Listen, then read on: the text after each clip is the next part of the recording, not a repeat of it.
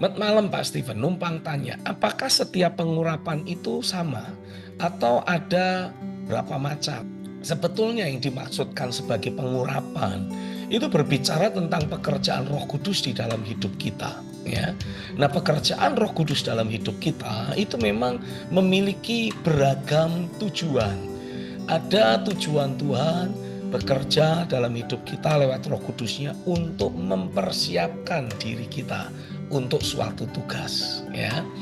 Nah, inilah yang seringkali disebut sebagai pengurapan. Wah, saya diurapi untuk apa? Menyembuhkan yang sakit. Nah, itu adalah jenis pekerjaan Roh Kudus yang mempersiapkan saudara untuk suatu tugas atau mempersiapkan saudara untuk suatu jenis pelayanan tertentu. Secara manusiawi kita tidak bisa, atau secara manusiawi kita terbatas. Tapi dengan kita mengandalkan pekerjaan Roh Kudus yang terjadi dalam hidup kita, maka semua keterbatasan yang ada bisa kita tanggulangi, bisa kita atasi, bisa kita taklukkan. Nah, itulah yang dimaksud sebagai pengurapan Roh Kudus untuk tugas pelayanan, ya.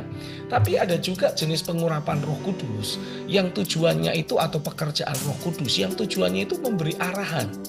Nah, ini seperti yang ditulis dalam kitab 1 Yohanes pasal yang kedua ayat yang ke-27, itu juga berbicara tentang pekerjaan Roh Kudus dalam hidup seseorang yang memberi arahan. Karena ketika pengurapan itu ada dalam hidup kita, ayat 27 menuliskan kita tidak perlu lagi diajar oleh orang lain. Nah, kata diajar itu ternyata dari terjemahan Alkitab berbahasa Yunani yang punya arti menerima instruksi atau diberi instruksi. Nah, ini dia. Seringkali kita sebagai hamba-hamba Tuhan itu membutuhkan instruksi, nggak punya pengertian gitu seringkali. Harusnya kita ngerti sendiri, oh ini yang harus aku lakukan, itu yang harus aku perbuat. Tapi seringkali kalau nggak dikasih instruksi, nggak diperintah, kita itu kayak robot yang tidak menerima program, sehingga ya jadi kayak barang rongsokan. Kayak kuda mogok. Nah, itu dia. Ya, kemarin dalam doa puasa dari karakteristik generasi yang Tuhan sedang bangkitkan, ya, saya menerima istilah Tuhan mau menjadikan kita seperti kuda balap. Tapi artinya kita harus mau diarahkan, kita harus mau dikekang. Nah, itu dia, ya. Karena kuda balap itu selalu ada kekang di mulutnya. Jadi kalau si jokinya memacu dengan cepat, ya dia pakai kekangnya itu, pakai tali kekangnya itu. Kalau ditarik ke kanan, tarik ke kiri, ini kuda balap itu dilatih untuk terbiasa mengikuti arahan. Tapi seringkali yang terjadi kita itu kayak kuda liar. Nah, mau-maunya dewek, menganggap diri yang paling pinter, paling bener, paling hebat. Sehingga sebagai akibatnya ya ketika ditarik atau diarahkan mau menerima satu tuntunan, kekangnya mulai dipakai. Wah, berontak dia gitu, ya. Tapi sore ini saya jadi menerima satu istilah baru lagi, kuda mogok. Ya, artinya kalau tidak diperintah tidak jalan.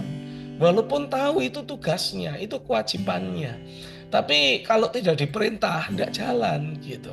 Nah, itu kuda mogok namanya. Nah, mungkin saya tambahi satu lagi, kuda lumping. Nah, itu apa itu kuda lumping? Ini bicara tentang orang-orang yang karena dikuasai oleh emosi negatif, itu jadi tidak karu-karuan hidupnya. Padahal dia punya potensi, sebetulnya dia orang baik. Tapi karena dikuasai oleh emosi negatif, ganjalan, sakit hati, kecewa, tersinggung, akhirnya jadi kehidupannya merusak gitu, dan menjadi rusak. Nah, itu dia, ya.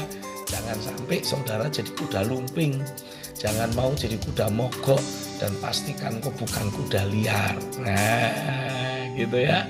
Engkau tahu dengan pasti ada arahan yang datang dari dalam batinmu, mendorong, menggerakkan saudara untuk melakukan hal yang benar. Gitu kira-kira saudara ya.